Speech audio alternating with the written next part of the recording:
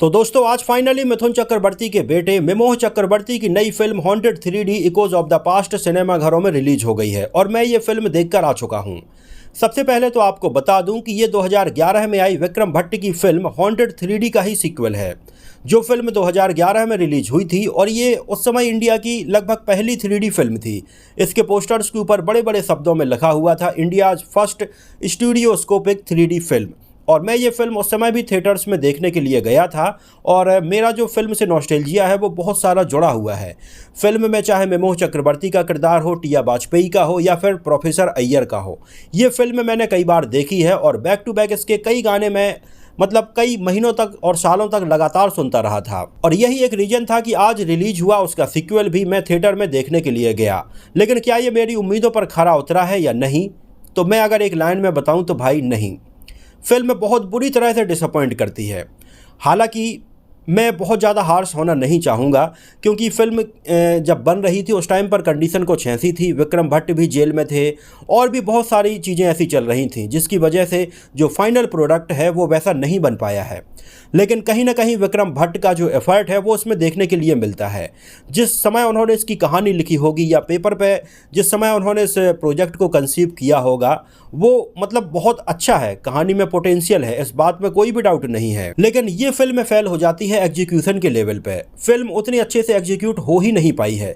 जिस तरह से विक्रम भट्ट ने इसको प्लान किया था वो मुझे लगता है कि उसके 50% लेवल तक भी नहीं पहुंच पाई है। जहां फिल्म की सबसे बड़ी कमी यही लगती है कि फिल्म को बहुत ज़्यादा CGI और VFX पर डिपेंडेंट बना दिया गया है। विक्रम भट्ट की अगर आप पिछली फिल्में देखेंगे तो उन फिल्मों में जम के हॉरर देखने के लिए मिलता था, चाहे उनकी फिल्म 90-20 हो, सापित हो या फिर उनकी हॉन्टेड 3D हो। इन फिल्मों में हॉरर के जो एलिमेंट थे वो वाकई में डराने का काम करते थे।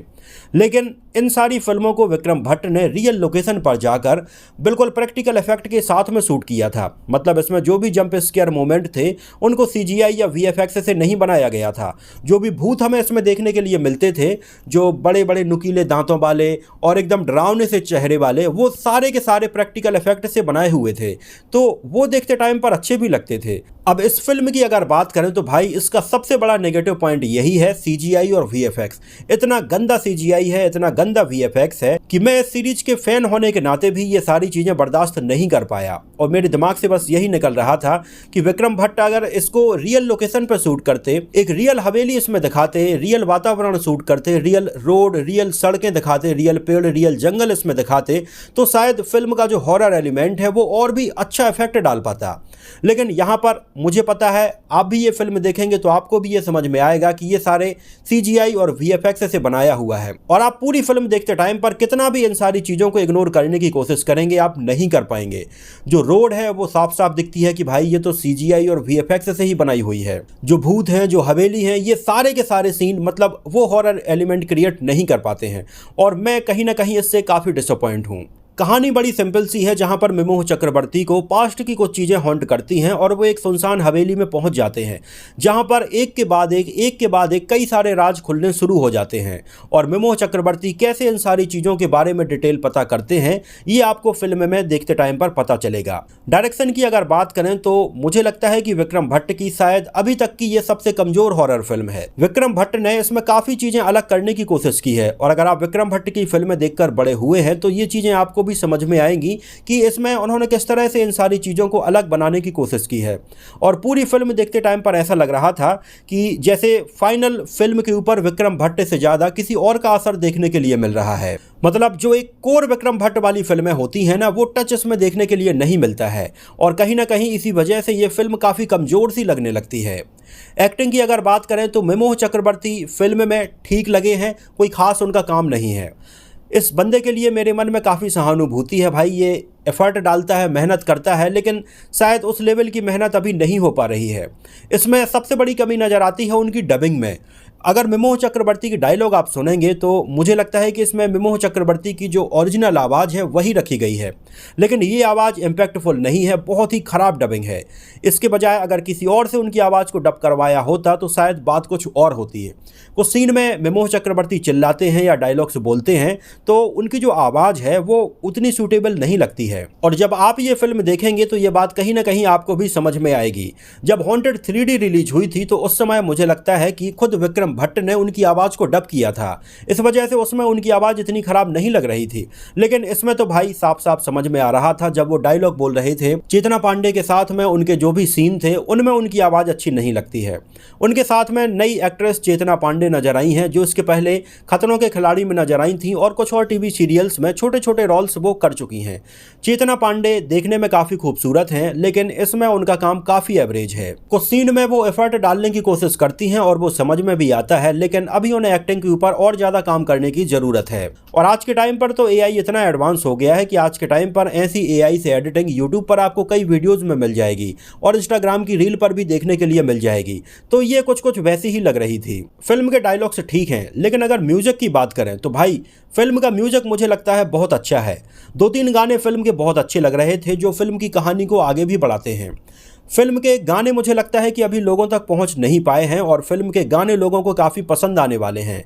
एक तो फिल्म का जो प्रमोशन है वो उस लेवल पर नहीं किया गया है, लेकिन कहीं ना कहीं ये फिल्म देखते टाइम पर एक ज़बरदस्ती से बनाई गई फिल्म लगती है, जो विक्रम भट्ट से फोर्सफुली हॉन्टेड का सीक्वल बनवाया गया हो। फिल्म जब स्टार्ट होती है तो शुरू के 5-10 मिनट के बाद में ही ये फिल्म काफ़ी स्लो पड़ जाती है और ऐसा लगता है कि फिल्म में कुछ हो नहीं रहा है। बस ऐसा हर पल लगता है कि अब कुछ होने वाला है, अब कुछ होने वाला है, लेकिन ऐसा कुछ होता नहीं है। ऐसा ही करते करते इंटरवल आ जाता है और इंटरवल के बाद फिल्म थोड़ी अपनी गति पकड़ती है और यहाँ पर एक के बाद एक जो चीज़ें हैं वो हमारे सामने खुलती हुई नज़र आती हैं कि आखिर ये सारी चीज़ें क्या हैं, मेमोह चक्रवर्ती यहाँ पर क्यों आए थे और ये सारी चीज़ें उन्हें क्यों हॉन्ट कर रही हैं।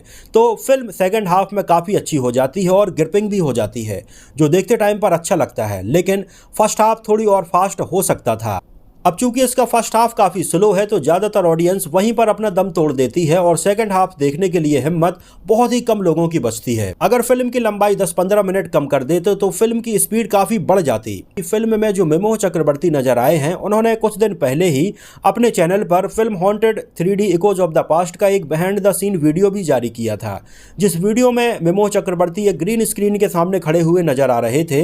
उनके पास में उनकी जो आइकॉनिक कार है जो फिल्म में देखने के लिए मिलती है वो दिख रही थी और दूर दूर तक ग्रीन स्क्रीन थी, उसके अलावा कुछ भी नहीं था। तो कहीं ना कहीं ये सीन मेरे दिमाग में थे और जब मैंने फिल्म देखी तो भाई मैं अपना सिर पकड़ के रह गया।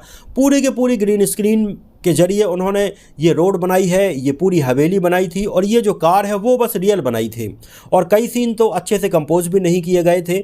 मतलब ये साफ साफ समझ में आ रहा था कि भाई ये बहुत ही ख़राब एडिटिंग है। जैसे रामसे ब्रदर्स भी अपनी फिल्मों में हॉरर एलिमेंट दिखाते थे, लेकिन वो सारी की सारी चीज़ें प्रैक्टिकल करते थे। जो भी डरावनी हवेली, सुनसान महल या सुनसान सड़कें या सुनसान जंगल उनकी फिल्मों में नज़र आते थे, वो सारे के सारे रियल होते थे। उसको काफ़ी हद तक विक्रम भट्ट ने भी अपनी कई फिल्मों में फॉलो करने की कोशिश की है, लेकिन इस फिल्म में वो पूरी तरह से फेल हो गए हैं और मुझे लगता है कि फ्यूचर में उन्हें ऐसी चीज़ें करने से बचना चाहिए, क्योंकि एक तो बॉलीवुड में वैसे ही जो हॉरर जॉनर है वो पूरी तरह से लगभग खत्म हो गया है। आज के टाइम पर प्योर हॉरर फिल्में कम ही बन रही हैं। अगर प्योर हॉरर फिल्मों की बात करें तो विक्रम भट्ट का ही नाम आता है, जिन्होंने इस जॉनर को जिंदा रखा हुआ है और उनकी फिल्मों में उन्होंने कभी भी जबरदस्ती हॉरर में कॉमेडी घुसाने की कोशिश नहीं की है, जो आज की लगभग हर दूसरी तीसरी फिल्म में होने लगी है। तो ये एक अच्छी बात है, इस जॉनर को विक्रम भट्ट ने जिंदा रखा हुआ है। लेकिन प्लीज विक्रम सर, आपसे रिक्वेस्ट है कि अपने पुराने फॉर्मेट में वापस आइए। लोगों को वही प्रैक्टिकल लोकेशंस देखनी है, वही प्रैक्टिकल सीन देखने हैं। तो ये तो था फिल्म को लेकर मेरा पूरा रिव्यू, मेरा ओपिनियन। हालांकि फिल्म उतनी ज़्यादा खराब नहीं है, स्टोरी में दम था, लेकिन एग्जीक्यूशन लेवल पर यह फिल्म बुरी तरह से फ्लॉप हो गई। और अगर ये वीडियो आपको पसंद आया हो, मेरी मेहनत आपको पसंद आई हो, तो उसको प्लीज़ लाइक करके मुझे इस बात का जवाब जरूर दीजिए और इस तरह के नए रिव्यूज़ के लिए हमारे चैनल को सब्सक्राइब जरूर कीजिए। तो मिलते हैं किसी नए वीडियो में कुछ और ऐसे ही फिल्मों के रिव्यू के साथ में।